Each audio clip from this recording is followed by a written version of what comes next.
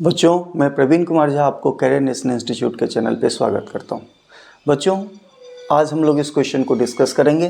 आइए देखते हैं कि इसमें क्या करना है।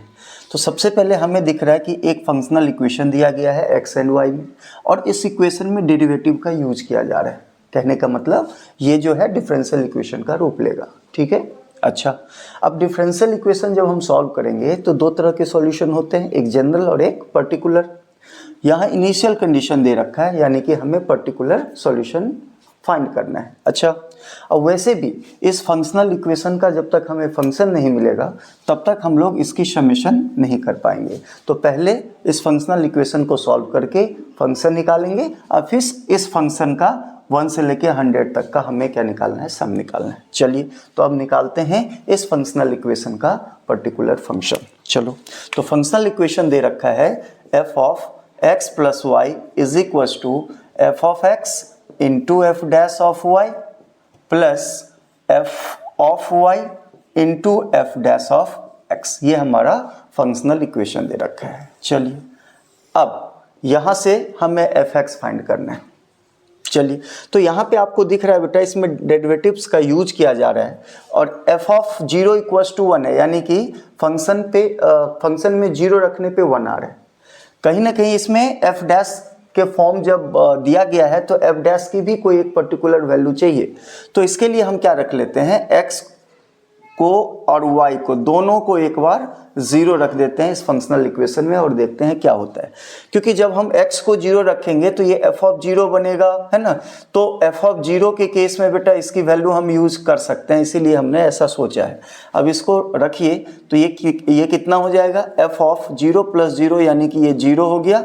यहाँ पे रखेंगे तो f of 0 into f dash of 0 plus f of 0 into f dash of 0, f dash of 0। अब इसको अगर हम सॉल्व कर लेते हैं तो ये हो जाता है f of 0 is equal to twice of f of 0 into f dash of 0, और इसको सॉल्व करने पे हमें f डैश ऑफ 0 कितने के इक्वल मिलते हुए नजर आ रहा है, इसकी वैल्यू हमें 1/2 के इक्वल मिलते हुए नजर आ रहा है। चलिए, तो ये आपका इक्वेशन 2 हो गया, और यहाँ पे तो ये आपका फंक्शनल इक्वेशन को 1 मान लेते हैं। क्लियर।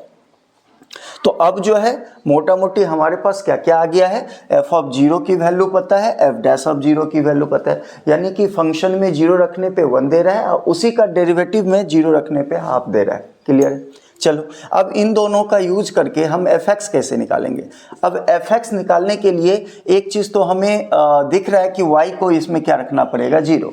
y 0 रखेंगे तो ही आपको fx मिलता हुआ नजर आ रहा है। तो हम अब की बार क्या करेंगे, फंक्शनल इक्वेशन में y को 0 पुट कर देंगे। तो इस फंक्शनल इक्वेशन में y को अगर आप 0 रखोगे तो जहां जहां y है 0 कर दीजिए, तो f ऑफ क्या हो जाएगा, x बचेगा इधर, एंड दूसरे तरफ ये 0 हो गया और ये 0 हो गया, यानी कि ये कितना रहेगा, f ऑफ x और into f dash of 0, y को 0 रखना है, plus f of 0 into f dash of x। Clear है। चलिए, बहुत ही अच्छी बात है।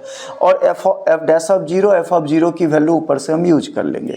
तो f of x is equal to f dash of 0, f dash of 0 की वैल्यू हाफ लाए हैं, तो ये हो जाएगा एफ ऑफ एक्स बाई 2 हो जाएगा। अब प्लस इधर आइए, एफ ऑफ 0 की वैल्यू 1 है तो 1 रखेंगे, तो ये रह जाएगा F dash of x. Clear. अब इसको सॉल्व कर लेते हैं, तो ये कितना आ जाएगा, ये इधर आके माइनस हो जाएगा, तो f of x by 2 is equals to f dash of x, और इसको और अच्छी तरह से अरेंज कर लें तो इसको हम लोग 1/2 is equals to f dash of x upon f of x बनते हुए ही हमें दिख रहा है। चलिए, अब तो ये बहुत अच्छी बात हो गई। अगर हम दोनों पे इंटीग्रेशन करेंगे, है ना, तो यहाँ पे ये क्या हो गया, स्टैंडर्ड फॉर्म में आ गया, F dash of x upon f of x का इंटीग्रेशन लॉग एफ एक्स होता है, और ये क्या 1/2 का 1/2x हो जाएगा। तो इसको हम क्या करेंगे, अगला स्टेज में इंटीग्रेट कर देते हैं दोनों पे।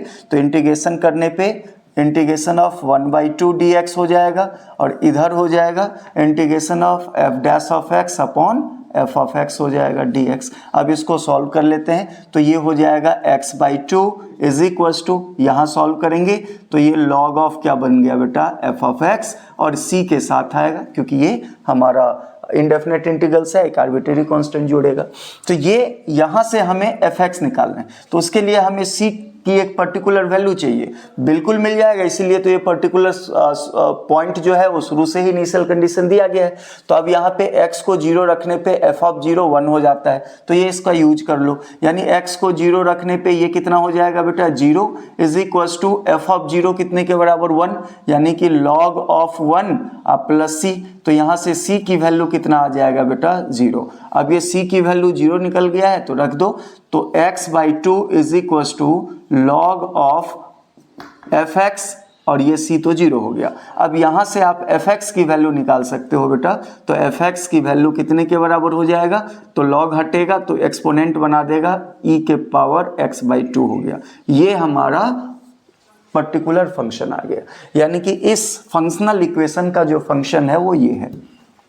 क्लियर है, कोई दिक्कत तो नहीं है ना। चलिए, तो फंक्शन बना लेने के बाद अब इस फंक्शन को हम किस में रख देंगे, समेशन में रख देंगे।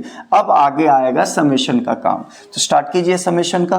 तो क्या होगा, summation of n is equal to 1 to 100 log of fx। अब यहाँ पे सॉरी fn, तो कोई बात नहीं, x को n बना लो, ये बन जाएगा f ऑफ n, और f of n to the base e।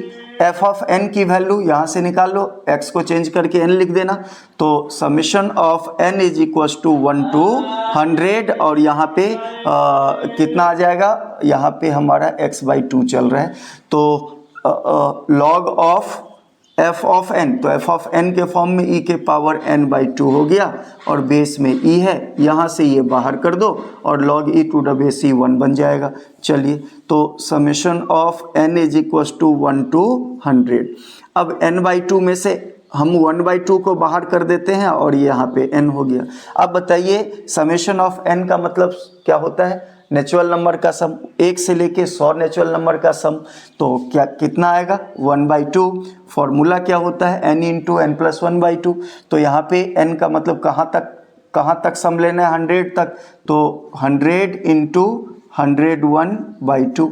अब इस 2 2 जा 4 से ये 25 से कट जाएगा, 400 जो है 25 से कट जाएगा, इसको इससे मल्टीप्लाई कर लेंगे तो हमारा जो आंसर है वो 25 आएगा, और ये आपको ऑप्शन नंबर बी में दिख रहा है हमें। ठीक है, तो इसका ये आंसर होगा। आई होप आप लोगों को समझ में आया होगा। Thank you.